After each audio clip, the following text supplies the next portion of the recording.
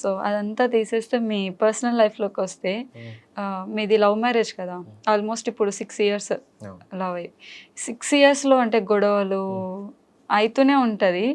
So అయినప్పుడు మీరు first వెళ్ళి మాట్లాడతారా లేదా మీ వైఫే వచ్చి? గొడవలు అవ్వలేండి, అంటే నేను గొడవలు పెట్టుకునే క్యారెక్టర్ కాదు. అది అది చూస్తేనే అర్థమైపోతుంది. బట్ ఏ రిలేషన్లో అయినా గొడవ అయితే కామన్ కదా. గొడవలే అవ్వండి మనకి. అంత హెల్తీ రిలేషన్షిప్ని ఎలా మెయింటైన్ చేస్తున్నారు, కొంచెం మాకు కూడా అంటే టిప్స్. గొడవలు అయితే గీతే ఎవడో ఒకడు ఇప్పుడు అందరూ అంటుంటారు కదా, గొడవలు అంటే ఎక్కువ అమ్మాయిలే పడతారని చెప్పి. బొంగు అంటాను నేను. అబ్బాయిలు ఎదవలే కాబట్టి అమ్మాయిలు ట్రిగర్ అవుతారు. నేను ఇది చెప్తాను యాక్చువల్. నేను ఇప్పుడు నేను పెళ్లి చేసుకున్న అమ్మాయినే, జంతువునేం కాదుగా. అమ్మాయిని పెళ్లి చేసుకున్నాను, ప్రాపర్ అమ్మాయిని పెళ్లి చేసుకున్నాను. అమ్మాయిలకి ఎందుకు కోపం వస్తుంది చెప్పండి ఒక ఒక్క మాట.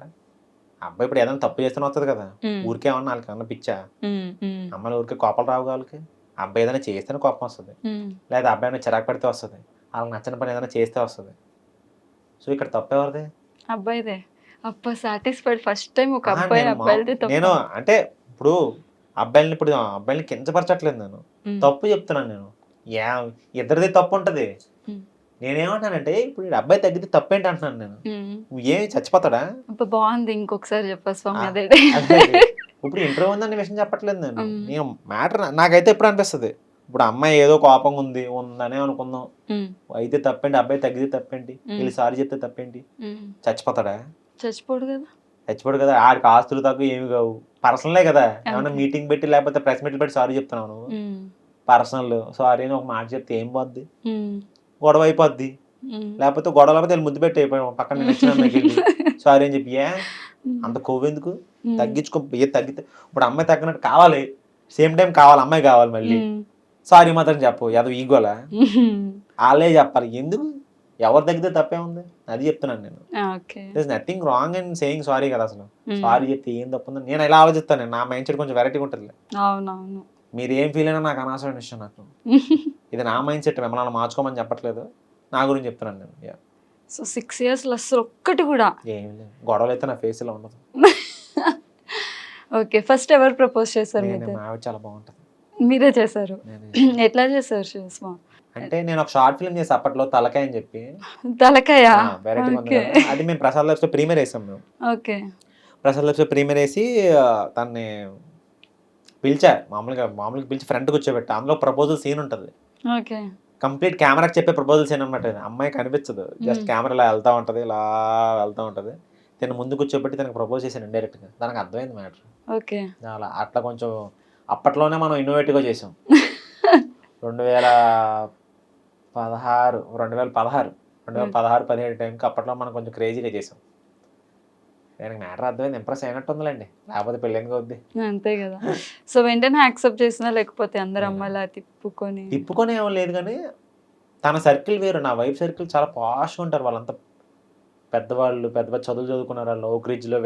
ఇదంతా హైదరాబాద్ సర్కిల్ ఇదంతా.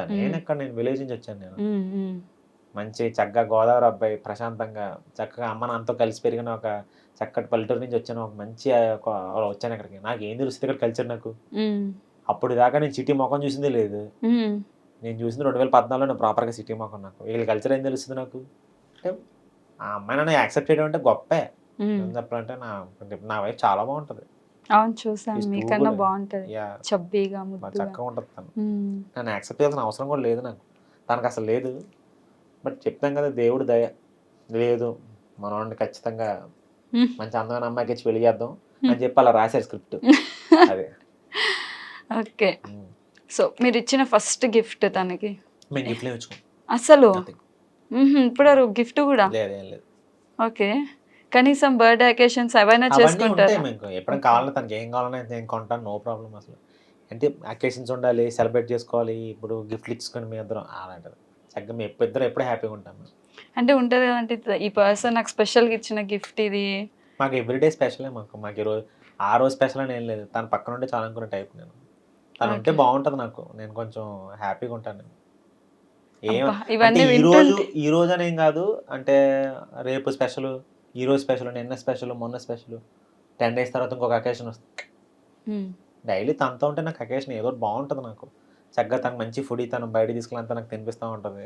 మంచి మంచి ప్లేస్లన్నీ తీసుకెళ్ళి, తనకు అది ఇష్టం.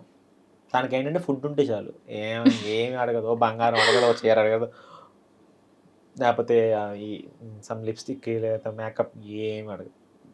ఇక్కడ పలానా చోట ఫుడ్ ఉంది, నాకు అక్కడ తీసుకెళ్ళి అంతే. తను అడిగేది ఫుడ్ మాత్రం. మీరు కుక్ చేస్తారా? నాకు రాదు, తినడం వచ్చు. అయ్యో, ఒక ఫుడ్డీ వైఫ్ని చేసుకున్నప్పుడు కుకింగ్ నేర్చుకోవాలి కదా. అమ్మ ఇప్పుడు తిడతా ఉంటుంది నేర్చుకోమని చెప్పి, కుదరట్లే. ఇప్పుడైతే యాక్చువల్లీ నేర్చుకుందాం అనుకునే టైంకేమో ఖాళీ ఉండట్లే. ఇప్పుడు యాక్చువల్లీ సర్లే నేర్చుకుందాం, తనకి ఏదైనా వండి పడదాం అనుకునే టైంకి నాకు ఖాళీ ఉండట్లే. మా ఆవిడ అసలు పని చేయనవద్దు నన్ను, నో ఛాన్స్. వంట గదిలోకి వెళ్ళే ఛాన్స్ అని ఇవ్వకూడదు అసలు, నన్ను చేయనవద్దు. చాలా కుళ్ళు వచ్చేస్తుంది స్వామి మీ లవ్ స్టోరీ వింటుంటే. ఎందుకంటే మా లైఫ్ లో అలాంటివి లేదు కదా, అందుకని. ఎవరి లైఫ్ అన్నా ఉంటది, కాకపోతే ఏంటంటే అదే ఆపోజిట్ పర్సన్ బట్టే ఉంటదిలే, ఆపోజిట్ పర్సన్ బట్టే ఉంటది.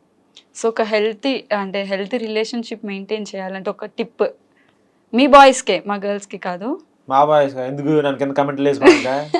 ఇందాక అందుకే నేను ఎందుకే చెప్పా, బాబు ఇది నా పాయింట్ ఆఫ్ వ్యూ బాబు, మిమ్మల్ని ఫాలో అవ్వమనట్లేదు, నాకు బాగుంది కాబట్టి అలా చెప్పాను అంతే. కింద కమెంట్లు వేసుకుంటారు నన్ను. నేనేం టిప్స్ చెప్పను బాబు, గొడవలో పడకుండా జాగ్రత్తగా ఉంటే ఏ రిలేషన్ అన్నా బాగుంటుంది. నేను ఇదే చెప్తాను నేను. సారీ చెప్పాలంటే ఇందాక చెప్పాను కదా, సారీ చెప్పండి, వచ్చే నష్టం ఏం లేదు. అమ్మాయి కావాలన్నప్పుడు సారీ చెప్పండి, పర్లేదు. వాళ్ళకి ఒకవేళ అనిపిస్తే వాళ్ళే చెప్తారు సారీ, అమ్మాయిలు ఒకవేళ చెప్పాలనిపిస్తే. రాకపోతే మీరే చెప్పండి, మెసేజ్ ఎత్తి చక్కనే అయిపోతుంది గొడవ. SORRY దగ్గర అయిపోతాయి తెలుసు చాలా రిలేషన్స్, బ్రేక్ అయిపోతాయి. నిజం చెప్పండి, చాలా బ్రేక్ అవుతాయి. ఈగోకి పోయి తొక్కలో నేను ఎందుకు చెప్పాలి అనుకున్నాడంటే తెగిపోద్ది, ఇమ్మీడియట్గా తెగిపోద్ది. అంటే ఇమ్మీడియట్గా దూరం వెంటనే అక్కడే స్టార్ట్ అవుతుంది. ఎక్కడైతే మనం ఆలోచించామో తొక్కలో నేను ఎందుకు చెప్పాలనుకున్నాం, అక్కడ గొడవ స్టార్ట్ అవుతాయి, డిస్టెన్స్ అక్కడే పెరుగుతుంది. అదే చెప్తే ఇంకా బాండింగ్ పెరుగుతుందిగా. కమ్యూనికేషన్ ఇంపార్టెంట్ ఫస్ట్ రిలేషన్లో.